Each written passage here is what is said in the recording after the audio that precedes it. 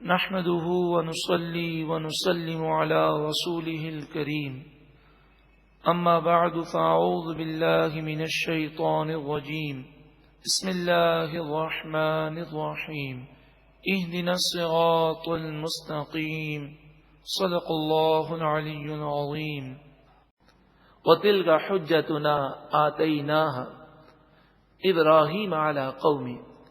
یہ ہمارے دلائل ہیں، یہ ہماری حجتیں ہیں جو ہم نے ابراہیم علیہ السلام کو ان کی قوم کے خلاف عطا فرمائیں.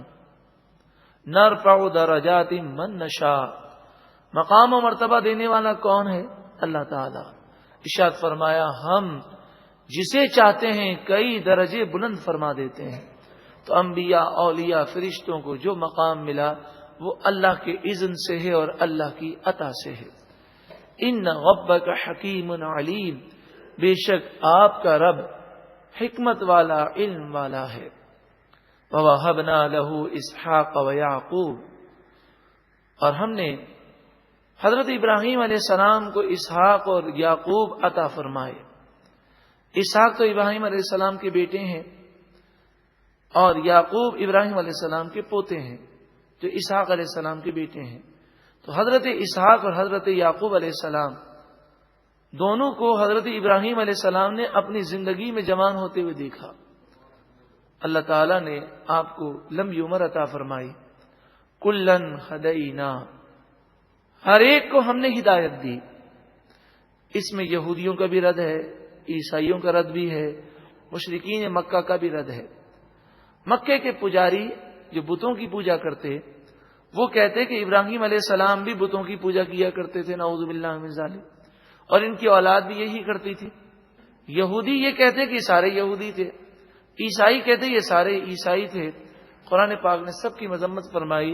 فرمایا حضرت ابراہیم علیہ السلام، اسحاق علیہ السلام، یعقوب علیہ السلام اور تمام انبیاء کو ہم نے ہمیشہ کے لیے ہدایت سے نوازا، اور وہ کبھی یہودیت، عیسائیت یا شرک اور کفر کی طرف کبھی نہ گئے.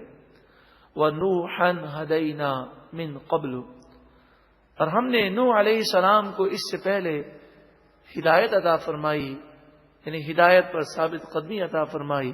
وَمِن ذُرِّيَّتِهِ، اور آپ کی اولاد سے داؤد وسلیمان وایوب ویوسف وموسیٰ وہارون، حضرت داؤد، حضرت سلیمان، حضرت ایوب، حضرت یوسف، حضرت موسیٰ اور حضرت ہارون علیہم السلام کو مقام و مرتبہ ہم نے عطا کیا. وہ سب کے سب اسلام کی دعوت دینے والے تھے. وَكَذَلِكَ نَجْزِي الْمُحْسِنِينَ، اور اسی طرح نیکی کرنے والوں کو ہم صلہ دیتے ہیں. وَزَكَرِيَّا وَيَحْيَا وَعِيسَى وَإِلْيَاسَ، حضرت زکریا، یحییٰ، عیسیٰ اور الیاس علیہم السلام کو بھی ہم نے ہی مقام و مرتبہ دیا اور انہوں نے بھی اسلام ہی کی دعوت دی. کل من الصالحین، تمام کے تمام نیکوکاروں میں سے تھے، اللہ کے مقرب بندوں میں سے تھے.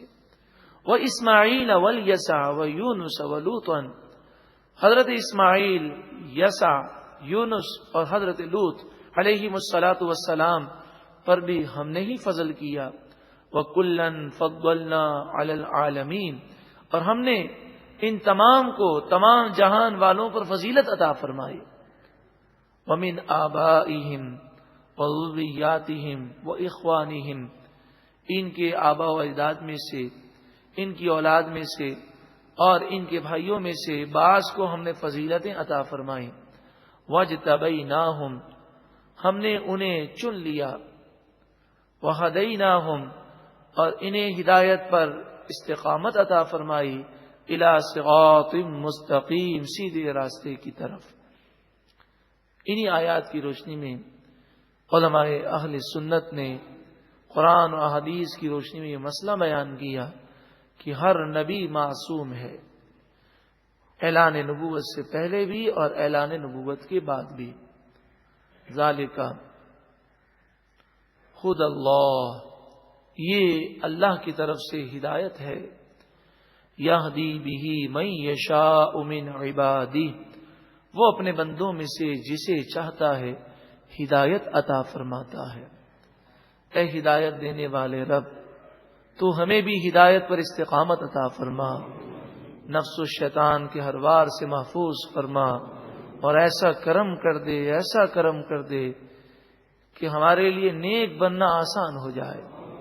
وَلَوْ أَشْرَكُوا، اور اگر وہ شرک کرتے، لَحَبِطَ عَنْهُمْ مَا كَانُوا يَعْمَلُونَ، تو ضرور ان کے تمام اعمال نیکیاں برباد ہو جاتی ہیں۔ کہ جب کوئی شرک کرتا ہے تو وہ کافر ہو جاتا ہے، تو جو مسلمان ہو اور کافر ہو جائے یا مرتد ہو جائے، مشرک ہو جائے، تو وہ ہمیشہ کے لیے جہنمی ہے جب تک کہ وہ توبہ نہ کرے۔ لیکن کفر و شرک اس کے تمام نیک اعمال کو برباد کر دیتے ہیں۔ اس سے پہلے بھی عرض کیا تھا کہ انڈیا میں ایسے نادان لوگ ہیں کہ جو کافروں سے دوستی کرتے ہیں اور کہتے ہیں ہم انہیں دین کے قریب لا رہے ہیں۔ ان ہندوؤں کو جب کہتے ہیں کہ ہماری کتاب پڑھو، ہماری بات سنو، تو یہ ہندو کہتے ہیں کہ تم پہلے ہمارے مندر میں آؤ، ہماری پوجا پاٹ کرو، تو پھر ہم تمہاری مسجد میں بھی آئیں گے، تمہارے قرآن کو بھی پڑھیں گے۔ تو وہ نادان یہ سمجھتے ہیں کہ یہ ہم دین کا کام کر رہے ہیں، اور وہ ان کی اصلاح کے لیے مندر میں چلے جاتے ہیں، بت کو سجدہ کر لیتے ہیں۔ جو شخص ایسا کرے اس کے سارے نیک اعمال برباد ہو جاتے ہیں۔ اگر وہ توبہ نہ کرے اور ایمان دوبارہ نہ لائے تو وہ چاہے نمازی ہو پھر بھی وہ جہنمی ہے۔ بت کے سامنے سجدہ کرنا یہ مشرکوں کی خاص علامت ہے، چاہے اس کی کوئی بھی نیت ہو، ایسا کرنے والا کافر ہو جائے گا۔ اللہ تعالیٰ مسلمانوں کو عقل سلیم عطا فرمائے۔ یاد رکھیں کہ نیکی کی دعوت ہمیں دینا لازمی ہے، مگر شریعت کے دائرے میں۔ اگر شریعت کے دائرے سے ہٹ کر ہمیں نیکی کی دعوت کے لیے کوئی کام کرنا پڑے تو ہم شریعت کو ملحوظ رکھیں گے، کیونکہ اگر ہم نے گناہ کیا تو ہمیں اپنے گناہ پر جواب دینا ہوگا، لیکن ہم نے کسی کو سمجھایا پھر بھی کوئی نہ سمجھا تو کل بروز قیامت ہماری پکڑ نہیں ہوگی۔ اولئک الذین آتیناہم الکتاب، یہی وہ لوگ ہیں جنہیں ہم نے کتاب عطا فرمائی، یہ انبیاء علیہم السلام، والحکم، اور انہیں حکمت عطا فرمائی، والنبوۃ، اور انہیں نبوت عطا فرمائی۔ فَإِن یکفر بِہَا ہؤلاء،